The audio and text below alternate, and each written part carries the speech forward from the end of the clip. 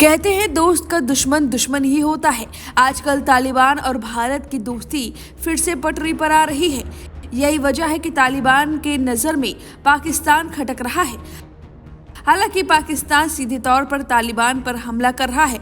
अभी हाल ही में पाकिस्तान ने अफगानिस्तान की राजधानी काबुल पर एयर स्ट्राइक की थी, जिसके बाद भारत आए तालिबान के विदेश मंत्री मौलवी आमिर खान मुत्तकी को जमकर गुस्साया था और पाकिस्तान को तब सीधे चेतावनी दे दी थी। कहा था कि पाकिस्तान अगर उकसाएगा तो उसे हर्जाना भुगतना पड़ेगा। और अब भारत सहित मुत्तकी ने पाकिस्तान की दुखती नस पीओके पर हमला किया है। जी हाँ, पीओके को अफगानिस्तान ने भारत का हिस्सा बताया है, जिसके बाद पाकिस्तान जल भुन गया है और अब गीदड़ भभकियां दे रहा है। दरअसल विदेश मंत्री एस जयशंकर ने अफगानी विदेश मंत्री आमिर खान मुत्तकी के साथ साझा बयान में अफगानिस्तान को निकटस्थ पड़ोसी बताया है। भारत की ओर से यह पाकिस्तान को पीओके को लेकर एक कड़ा संदेश बताया जा रहा है कि उसने भारत के क्षेत्र पर अवैध कब्जा कर रखा है। भारत की जमीनी सीमा अफगानिस्तान से जहां मिलती है, उस पर अभी पीओके के जरिए पाकिस्तान ने गैर कानूनी कब्जा कर रखा है और इस बात पर तालिबान ने भी हामी भरी है, जिसके बाद पाकिस्तान जैसे बौखला गया हो। अब पाकिस्तान ने भारत अफगानिस्तान के संयुक्त बयान को लेकर कड़ा विरोध जताया है और इस्लामाबाद में तैनात अफगान राजदूत को तलब कर अपनी आपत्तियां औपचारिक रूप से दर्ज कराई है। पाकिस्तान ने बयान में जम्मू कश्मीर के भारत का हिस्सा बताए जाने पर आपत्ति जताते हुए कहा कि यह संयुक्त राष्ट्र सुरक्षा परिषदों के प्रस्ताव का उल्लंघन है।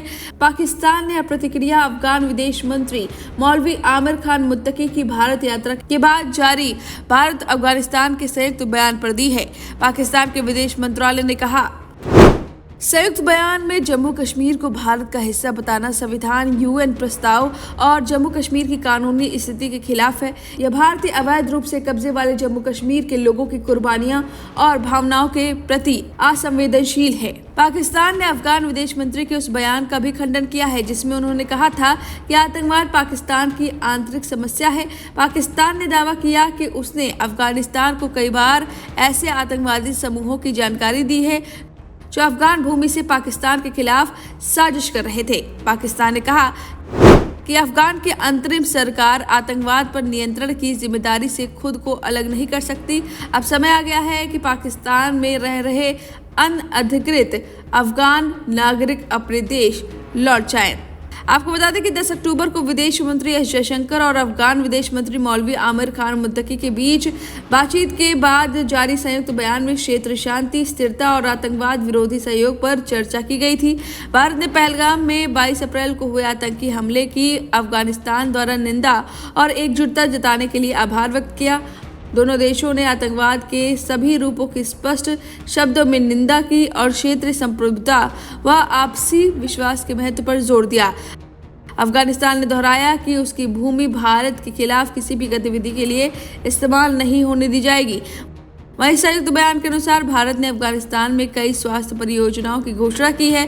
काबुल के इंदिरा गांधी बाल स्वास्थ्य संस्थान में थैलेसीमिया सेंटर और आधुनिक ट्राइगोस्टिक लैब, बरगामी जिला और काबुल में 30 बेड वाला अस्पताल, ऑन्कोलॉजी ट्रॉमा सेंटर के साथ साथ पाकिस्तान, खोस्त और पंक्तियां प्रांतों में 5 मातृत्व स्वास्थ्य क्लिनिक बनाए जाएंगे। वहीं भारत ने अब तक 75 अफगान नागरिकों को कृत्रिम अंग लगाए हैं। उनकी अंतर्राष्ट्रीय स्तर पर सराहना हुई है। वहीं मौलवी मुत्तकी इस समय से 9 से 16 अक्टूबर तक भारत दौरे पर है।